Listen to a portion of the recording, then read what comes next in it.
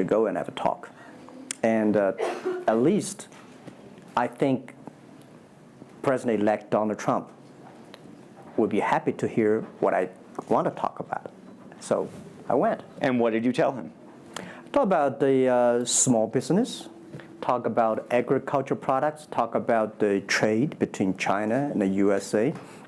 We especially focus on telling about how can we bring the small business in America, sell them to China, to Asia, through our network, which can create a lot of jobs for them. And you committed to create what you say is going to be 1 million jobs in the United States over the next 5 years. Yeah. Now, that's not a million jobs that Alibaba itself, but you're not hiring 1 million people. No, we totally, Alibaba employee put together is like 45,000 people. We cannot hire 1 million. I cannot imagine I can manage 1 million people. You know. Explain to us how you think about the U.S.-China relationship, given some of the comments that Donald Trump has made about China being a currency manipulator. Did that come up during your meeting? Well, I think first, in America, there's a freedom of speech, right? So he can say whatever he wants, and I respect, I understand. But of course, I have my views. We did not debate about the China-U.S. trade or manipulation. We did not debate. We did not talk. We agreed on something. Small business, developing the Midwest America, helping the farmers there, small business there, exporting to China. So we all agreed. But something that we did not discuss about the American the job losing to China, Mexico, and this. Can I share with you my ideas? Please. Yeah. First, I think 30 years ago, when I just graduated from universities, I heard America had a wonderful strategy. They outsource the manufacturing job, service jobs. They outsource the manufacturer to Mexico and China, outsource the service job to India.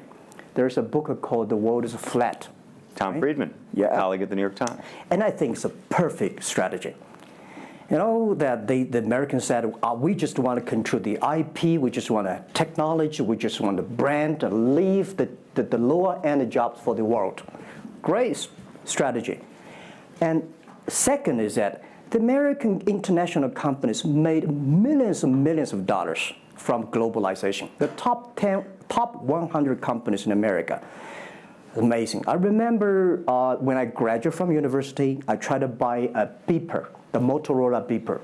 Cost me $250. My pay at that time is $10 a month as a teacher. And the cost of making that beeper is only $8 for a chip. Right.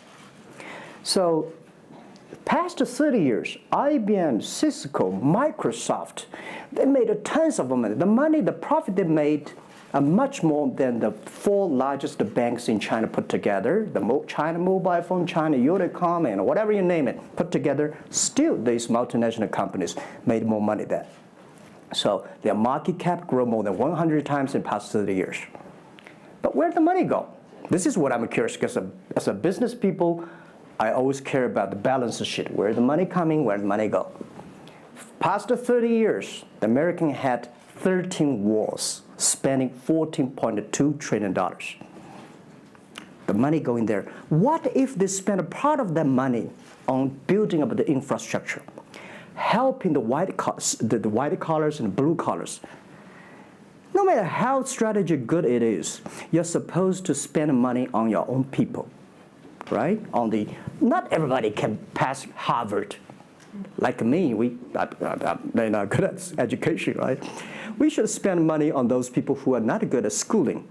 And the other money, which I'm curious about, is that when I was young, I heard America is about Ford and Boeing, those big manufacturing companies. Last 10, 20 years, I heard about is Silicon Valley and Wall Street. The money go to the Wall Street. And what happened? Year 2008. The financial crisis wiped out $19.2 trillion USA alone. They wiped out all the white collars and destroyed 34 million jobs globally. So what if the money is not Wall Street? What if the money spent on the Middle East, Middle West, of the United States. Developing the industry there, that could be changed a lot. So it's not the other countries steal jobs from you guys. It is your strategy. Okay, but you do not distribute the money and things in a proper way. This is what I. And now we're having a backlash. And that backlash is a rebuke of globalization. And so much of the conversation, frankly, that we have here, and that backlash is happening in the United States. But I will say President Xi was here yesterday. You had lunch with him. And he was quoting Abraham Lincoln. What did you make of that? Well, I would say that globalization is a great stuff.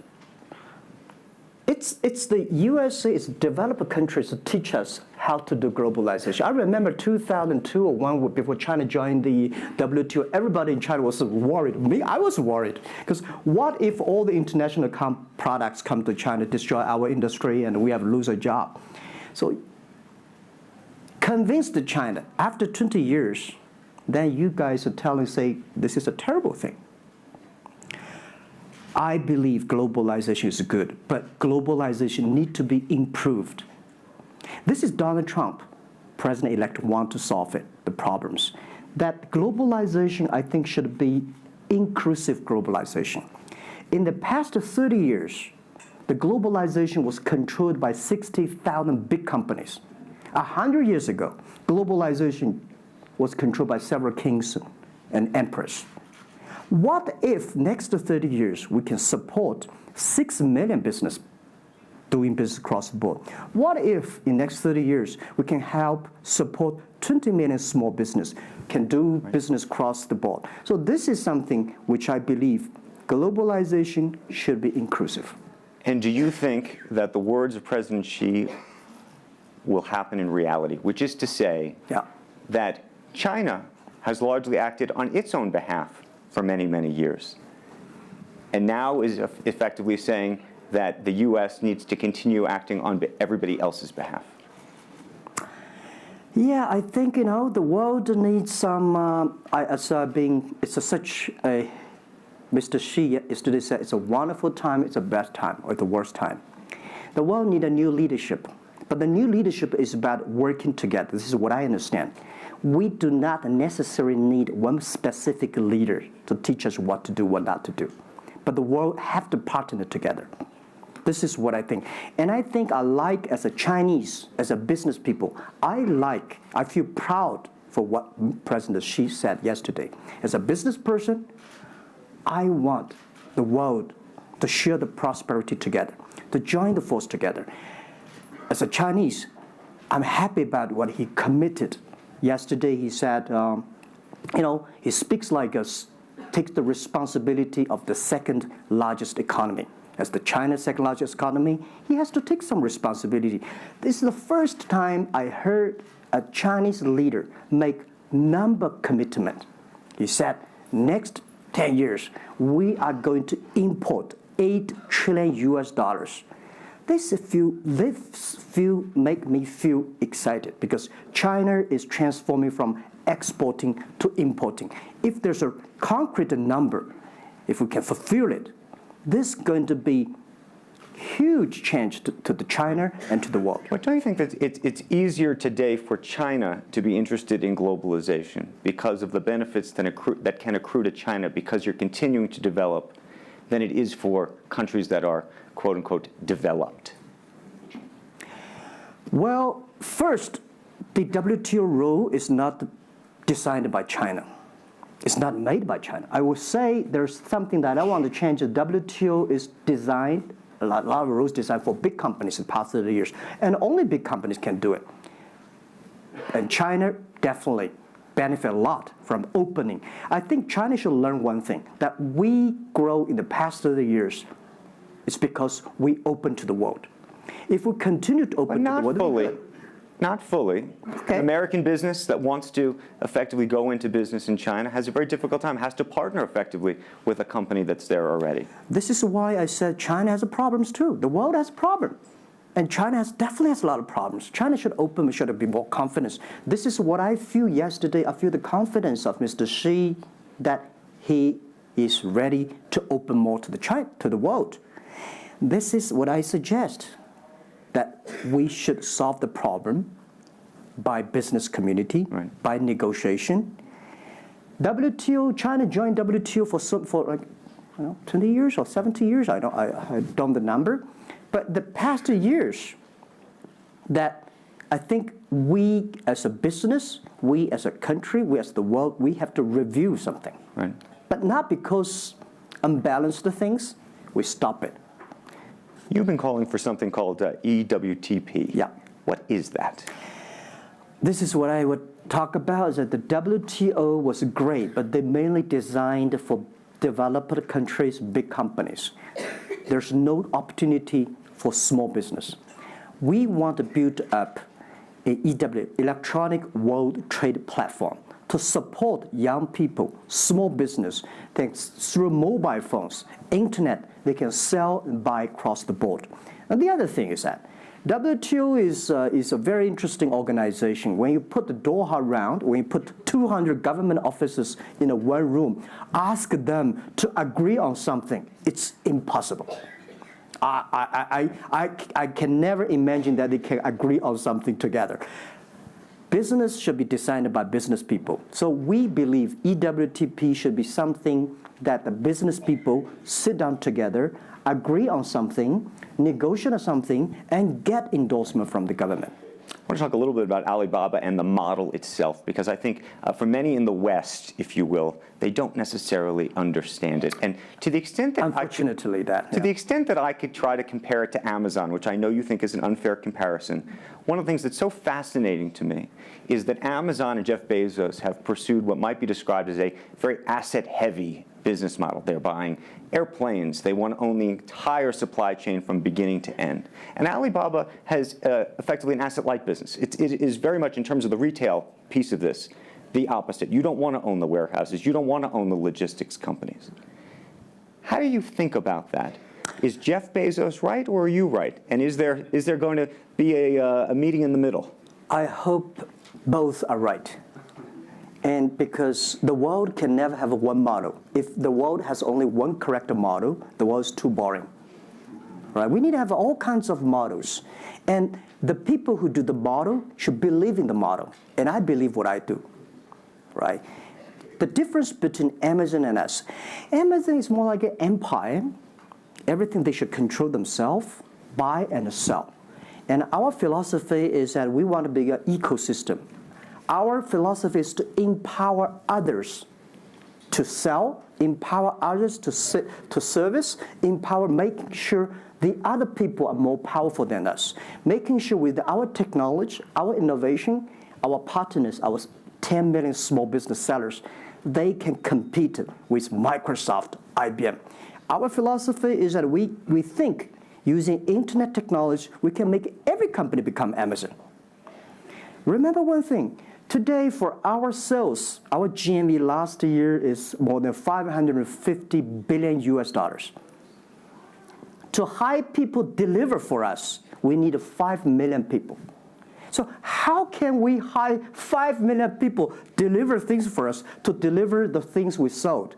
The only way we do is empower the service company, logistics companies, making sure they are efficient, making sure that they make the money, and making sure that they can hire more people. But without owning the whole chain, can you do it as effectively? The idea that you're watching Amazon being able to deliver things now within hours, literally. We made 125 cities deliver within 1 day last year. Imagine, 10 years ago, deliver one thing from Beijing to Hangzhou takes about 8 days. Now you can deliver things from Beijing to Inner Mongolia or some city within 12 hours. It's improving. You can never expect these things happen within 24 hours. We have patience. So I think, can you imagine that within the 11/11 Singles Day, we sold $17 billion.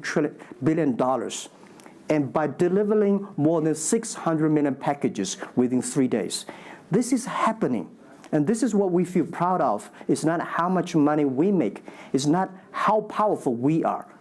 We think because of the technology, we can make the technology very inclusive, that every small companies can use it. This is my dream, because I started my first business in 1992 in China as a small business. In order to borrow money, 5,000 US dollars from a bank, took me 3 months to acquire, still failed.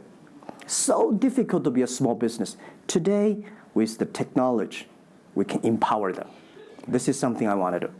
One of the critiques, as you know, and it continues to linger around Alibaba, is the piracy issue. There's an IP issue, and it's an issue all over China, but you take the brunt of a lot of it.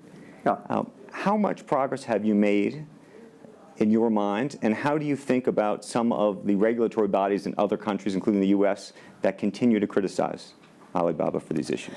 First, when we start do this business, as a business like this size, you have to take all the criticism. You have to listen what is right, what is wrong. And second, as an e-commerce, when you put 10 million small business, empower them to sell. We do not like Amazon buy. We cannot check. Even you buy, when you buy $55 trillion or $550 billion, you cannot check every product. So the model itself and the e-commerce itself may have a lot of these flaws. And third, I would say in the past 17 years, we are the leader of this anti-privacy issues, the IP, protect the IP. But the second, we are internet companies. We do not have the law enforcement. We find this guy is selling product, cheap, fake products. We delete them. We cannot arrest them. But we have huge progress. Last year alone, we put 400 people into jails. We deleted 370 million fake products listing on our site. I would say we are the leaders, and we are using the big data to check who's buying, who's manufacturing, who's selling, what is the address. So now I'm happy about the whole world, especially China, all the government organization, start to realize the issues. So I would tell you, good thing is that today, when you go to those criminal group, which I call them criminals, those fake products, manufacturers, sellers. You've praised the quality, though, of some of these. I would talk about it later, right? Those criminals said they can go anywhere but not Taobao and Tmall, because using our data, we trace where they are, who they are, what's the address, what they amount. And we will deliver this to the police station and working with them to arrest them. The quality issues is something I want to share with people. It's not about praising the fake products. I want to say that for so many years, those branded companies, you have to be very careful, because the fake products, their quality improving is scary.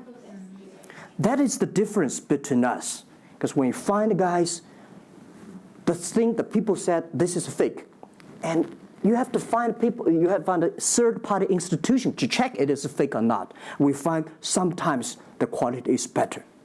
And I tell you, another thing is even scary. There's one branded company. He said, we are selling fake products. We check everything. There's nothing wrong.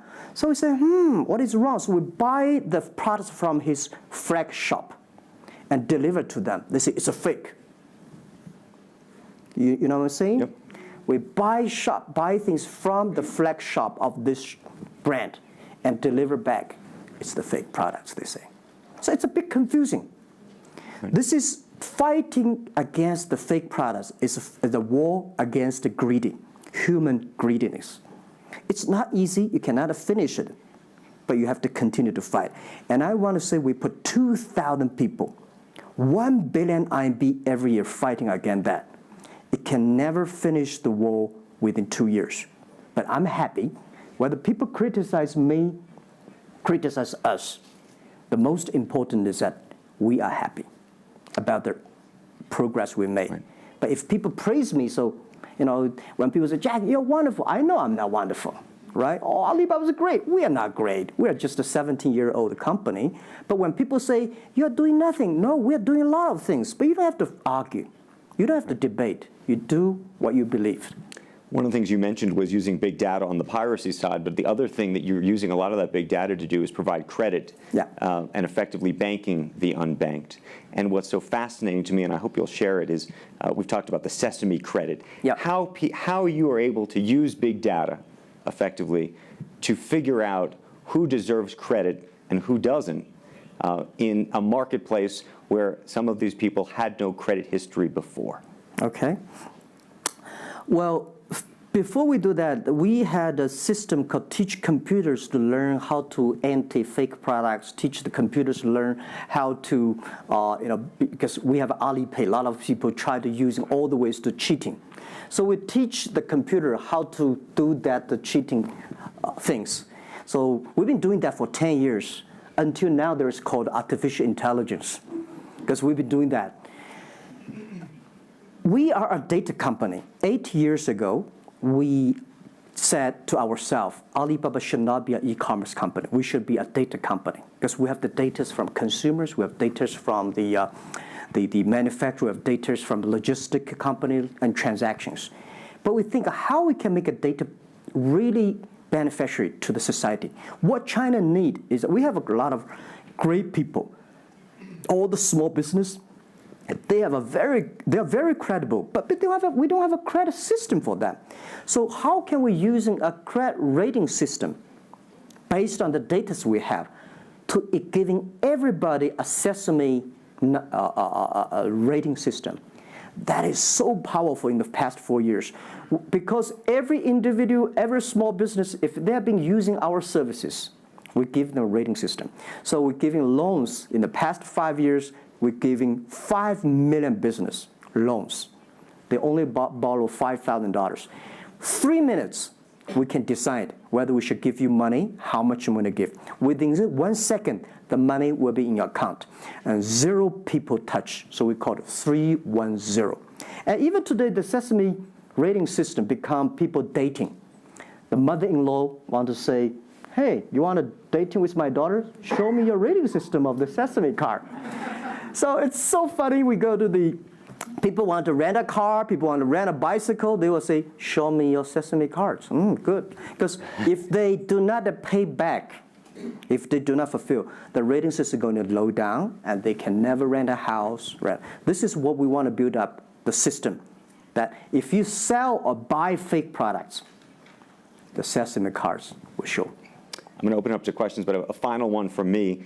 There's been a lot of speculation that you're going to get into the business of Hollywood. Your name has appeared, Alibaba Group, at the beginning of a couple of big films recently. What is the ambition for Alibaba in the entertainment world?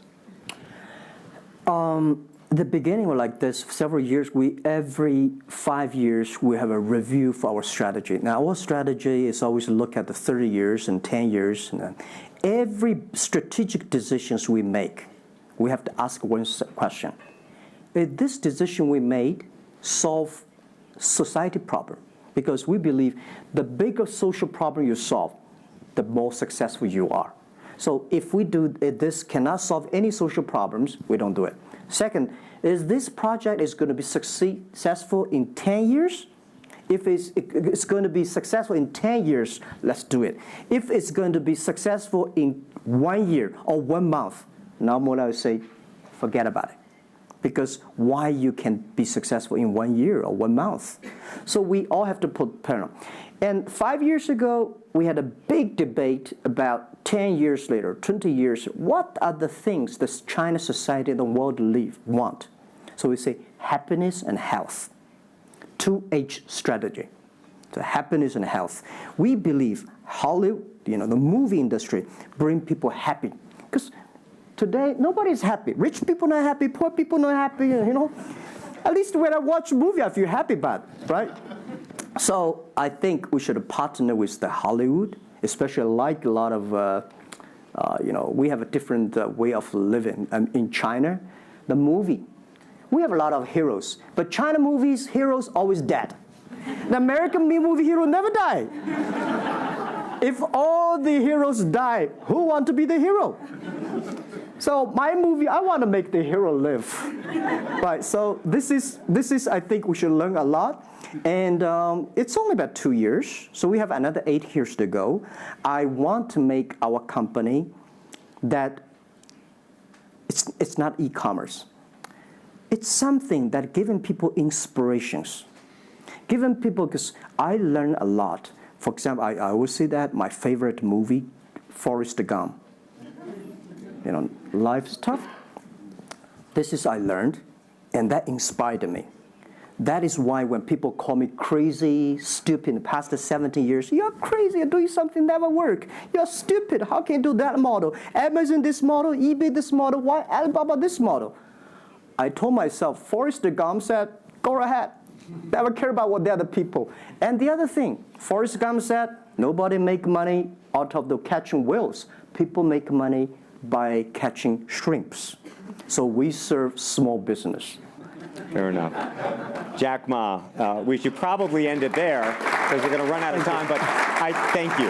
Thank you so much for the conversation. I promised we'd sneak in a question or two, and we literally have 2 minutes, and they're going to get upset with me. If you have a question, and we're going to, I got to beg you to do it within literally, a second, so go for it right there.